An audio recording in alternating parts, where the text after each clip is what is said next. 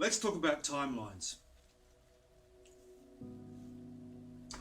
In my books, when I started writing my novels, which basically incorporate everything that I'd learned up to that time, that moment, in that time, I began to write these books from various people, researchers, from information I was drawn to, intuitively brought it came into my life and my own experiences.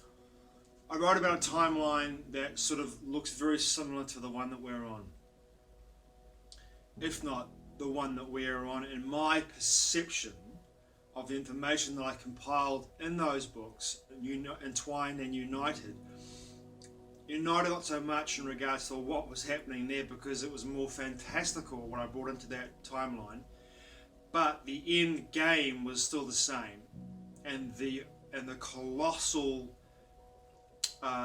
win for source energy and the forces that were working through to bring justice to karma at the end of a cycle, a yoga cycle. And the moment we move into a transitional cycle, those forces come together with the help of forces on this planet to shift the timeline.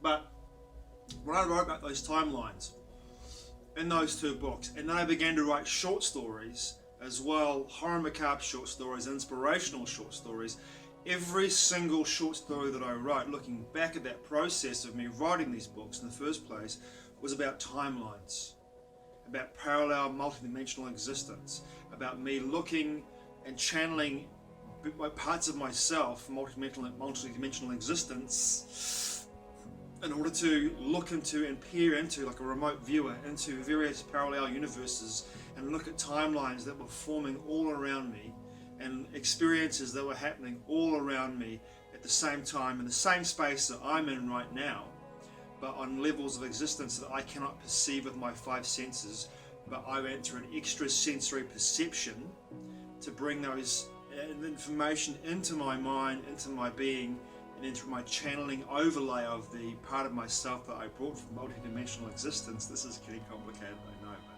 this is how my process works. This is how I live my life.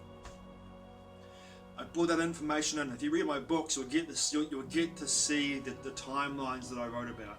These aren't just short stories I made up in my imagination. These, to me, are all the real deal timelines, events that happened, and I was just a witness to these events. Some of them horrific, some of them beautiful. Some of them also have a historical tie to my own personal experience with people that I met in my life, and I forged a timeline for that particular individual. I wrote about an individual, say for example, there's a guy that I wrote about in Dunedin who I used to live with for a very short time, who was schizophrenic, but far from it. He was just a very gifted and powerful psychic individual. But I gave him a very positive timeline from the one that I knew him on, who he's on, because the nature of the timeline that he was moving on himself and creating was heading towards a disaster. But I gave him a beautiful outcome, and I gave him a powerful healing experience. So in regards to timelines that we find ourselves right now, in 2022, my experience and my perception is that we have a situation where we have many timelines and many possible outcomes ahead of us in the decades to come. But in the situation we find ourselves in, we have a populace on the planet that is in mass formation under the spell that was cast in 2020 about a supposed health crisis that is now transferred into a crisis and a potential world war crisis coming out of Eastern Europe. But this timeline is only allowed to manifest, in my perception, is only allowed to manifest because people are acquiescing through silent acquiescence, through mass formation, through allowing the possession of the Wetiko mind virus to get them into a place they believe that this particular health crisis is for real. When we've got a particular pathogen that's never been isolated, never been proven to exist.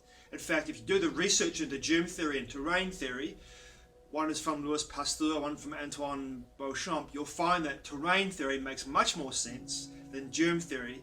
In fact, if you watch Dr. Sam Bailey's videos on Odyssey, you'll see that germ theory is basically shit. It basically is a joke.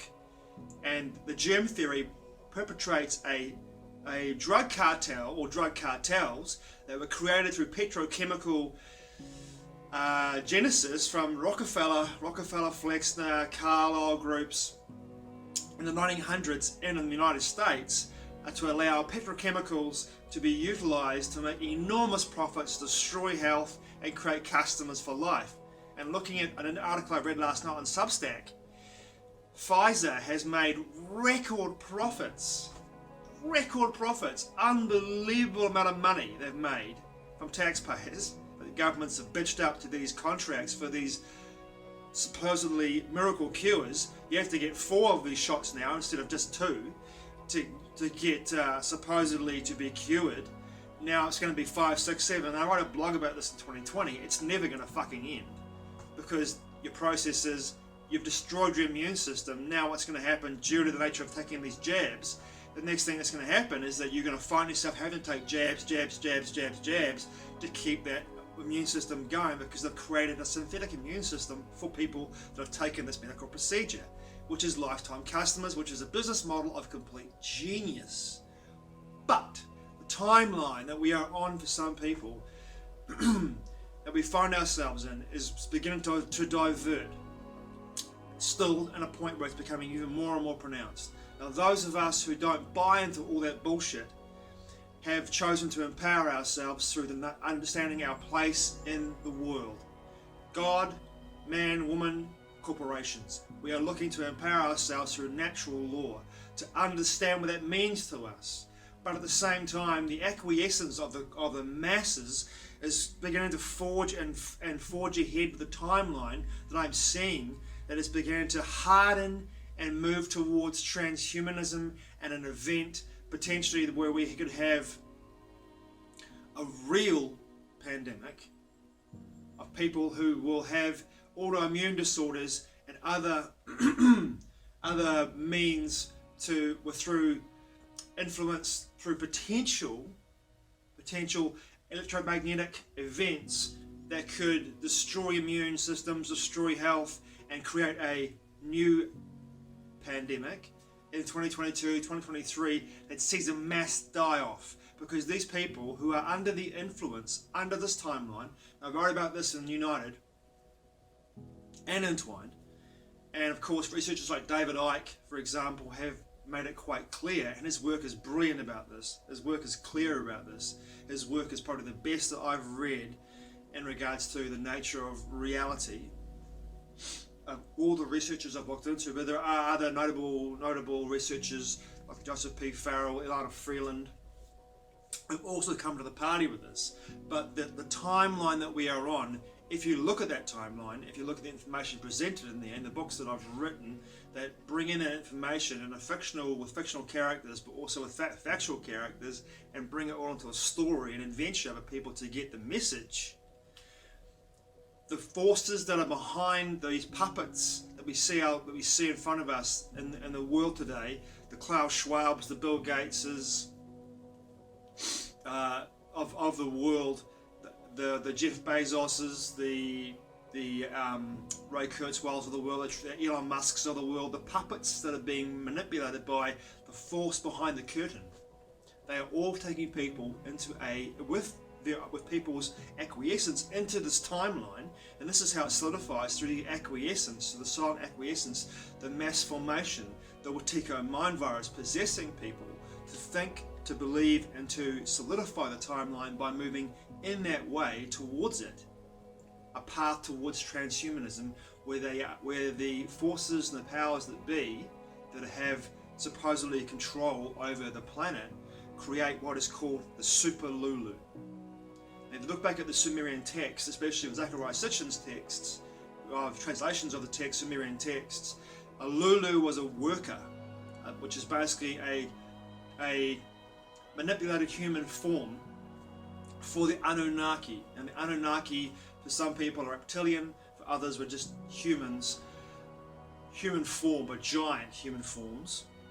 Take your pick, the choice is yours. But the Anunnaki want to create the Super Lulu, which is basically a mind-controlled, bitched up hive mind slave race of humans, but there are too many humans on the planet for them to control. So the idea in regards to this timeline is to get rid of at least 3/4 of them. And the whole idea, if you look at people like Jacinda Ardern in this country, when she said when they rolled out these injections, she said that only works if everyone gets it. Now, she's just telling people what she wants to do. It only works if everyone gets it. So what that basically means in my interpretation of that timeline is that if we all get injected with this nanotech, then we can align you with the internet of bodies, turn on the frequency band, and have total control of your mind, your thoughts, your body, your biology. Your entire biological system becomes bitched up to this hive mind AI computer system, which is a timeline they want to take us towards in regards to transhumanism. It's all there, they've said it all. Klaus Schwab said it in 2016 at the work at Davos, said that basically by 2030 there will be an interface between digital and biological bodies. His gophers, his puppets, his science experts say the same thing. We can hack the human body now, blah blah blah blah blah. Now how the fuck would you do that without not being able to having the process of have something in the human body that will allow the technology to be able to interface with the human body? You have to get something into the human body for that to happen. Or you've got a frequency band that you can use that you can interface with the human body on a level that your biology, your electromagnetic spectrum, conference isn't the right word, electromagnetic field can be interacted with this particular electromagnetic field coming from Wi-Fi or from 5G or 6G or 7G, or somehow have that ability to create the human body as an antennae for frequency bands to come in and to control the human biology, thoughts, processes, emotions, etc., etc. But the timeline that we are moving towards is beginning to solidify for some people in that direction. It's become pretty obvious to me, and as I look at the situation, the mass formation of most people in this country, Aotearoa New Zealand, is only going towards the solidification of that timeline in this country. I can't speak for the rest of the world. The mainstream media, don't believe a word they fucking say. The alternate media, some of it is just off the charts, crazy, mad and wild and spin me out, rubbish. Other places you can find some degree of truth to it. But what we find ourselves in at this time is that forking in the road where we have some people choosing a timeline of empowerment and a natural connection, and others having a situation where they're moving towards a transhumanist timeline due to the nature of their decisions as they get more and more shots, as they get more and more uploads of tech into their bodies, and in that situation begin to solidify that timeline. Now, in my perception at the same time, as this is happening, this timeline is beginning to forge ahead and begin to solidify. It's also very necessary for those of us who are in a situation where we don't want to buy into that narrative and buy into that timeline to find each other, and we will find each other through resonance. I really believe that, through resonance. We will find each other and we will go like, no, we're not going to buy into that timeline. No, thank you. We're not going to buy into your offer, and it's still on the offer stage. We're not going to buy into the offer. Thank you very much. We are going to create a natural, organic, very different life experience. Very different. So that's the truth of it to me. Thanks for watching. I truly appreciate it. Matewa. I'll see you again soon.